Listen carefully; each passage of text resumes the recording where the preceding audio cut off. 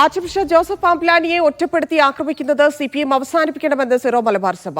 സംസ്ഥാന സെക്രട്ടറി അടക്കമുള്ളവർ നടത്തുന്ന നിരുത്തരവാദപരവും തെറ്റിദ്ധാരണ ജനിപ്പിക്കുന്നതുമായ പ്രസ്താവനകൾ അസ്വസ്ഥതയുണ്ടാക്കുന്നു.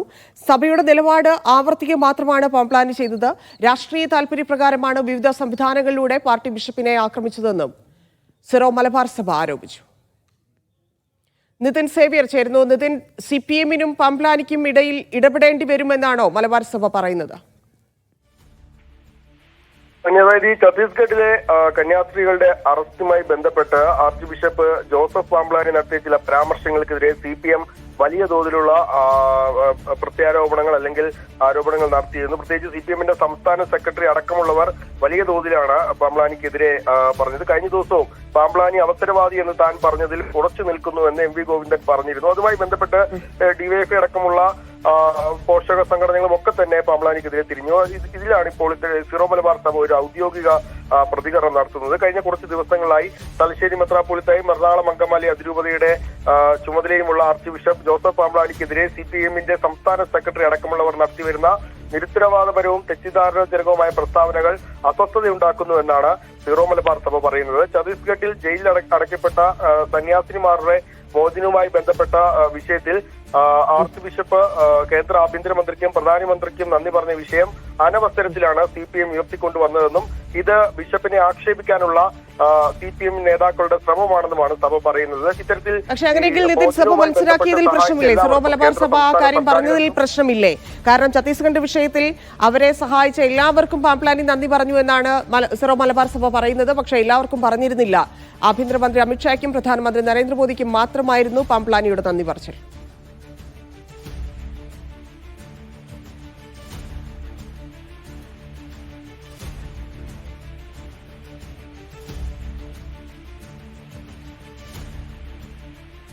നിതിൻ, കേൾക്കാമോ?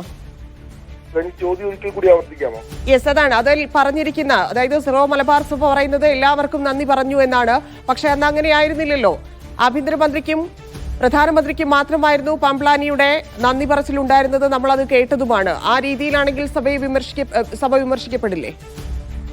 തീർച്ചയായും സിറോ മലബാർ സഭ ഇക്കാര്യത്തിൽ തുടക്കത്തിൽ സിറോ മലബാർ സഭയുടെ വക്താവ് കേന്ദ്രമന്ത്രിക്കും സംസ്ഥാന സർക്കാരുകൾക്കും ഒക്കെ തന്നെ നന്ദി പറഞ്ഞിരുന്നു. ഒപ്പം തന്നെ മാധ്യമങ്ങൾക്കും നന്ദി പറഞ്ഞു. പക്ഷെ പിന്നീട് ആർച്ച് ബിഷപ്പ് ജോസഫ് പാംപ്ലാനി നേർപ്പിച്ചപ്പോൾ അത് കേന്ദ്ര മന്ത്രിസഭയ്ക്കും അല്ലെങ്കിൽ കേന്ദ്രമന്ത്രിമാർക്കും പ്രധാനമന്ത്രിക്കും ഒക്കെ മാത്രമാണ് നന്ദി പറഞ്ഞത്. ഇതിലായിരുന്നു സിപിഎം അല്ലെങ്കിൽ വലിയ തോതിലുള്ളൊരു ആരോപണത്തിലേക്ക് സിപിഎം പോയത്. പ്രത്യേകിച്ച് സിറോ മലബാർ സഭയ്ക്കുള്ളിൽ തന്നെ വലിയ തോതിലൊരു വിഭാഗം ബിജെപി അനുകൂലിക്കുന്നവരായി ഉണ്ട് എന്ന് സിപിഎം വലിയ തോതിൽ ആരോപിച്ചിരുന്നു. അത്തരത്തിൽ സഭയ്ക്കുള്ളിൽ തന്നെ വലിയ എതിർപ്പുകളും ഉയർന്നിരുന്നു. ഇത്തരം സഭയ്ക്കുള്ളിൽ നിന്ന് തന്നെ ബിജെപി അനുകൂല നിലപാടെടുക്കുന്നു അല്ലെങ്കിൽ ബിജെപിയെ പൂർണ്ണമായി എതിർത്ത് പറയാൻ തയ്യാറാകുന്നില്ല പലരും എന്ന ഒരു അഭിപ്രായം സഭയ്ക്കുള്ളിൽ തന്നെ ഉയർന്നിരുന്നു. ഇതുമായി ബന്ധപ്പെട്ടാണ് സിപിഎം വലിയ തോതിൽ ഈ ജോസഫ് പാംപ്ലാനിക്കെതിരെ വലിയ തോതിൽ തന്നെ ആഞ്ഞടിച്ചത്. പ്രത്യേകിച്ച് ഡിവൈഎഫ് അടക്കമുള്ളവർ പരസ്യമായി രംഗത്ത് വന്നു. സിപിഎമ്മിന്റെ സംസ്ഥാന സെക്രട്ടറി തന്നെ ജോസഫ് പാംപ്ലാനി അവസരവാദിയാണെന്ന് പറയുകയും അതിൽ ഉറച്ചു നിൽക്കുകയാണെന്ന് കഴിഞ്ഞ ദിവസം പറയുകയും ചെയ്തു. ഏതായാലും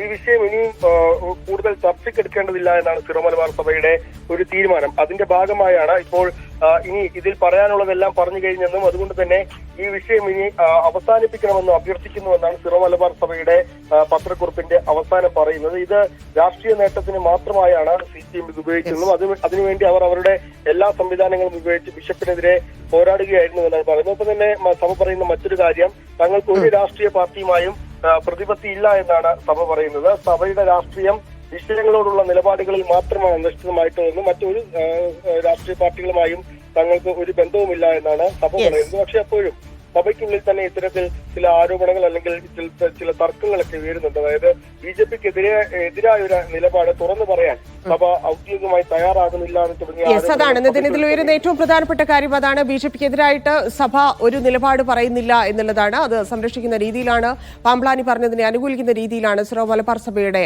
പ്രസ്താവനയും വന്നിരിക്കുന്നത്. സിപിഎം പ്രതികരണം തുടർന്നേക്കും.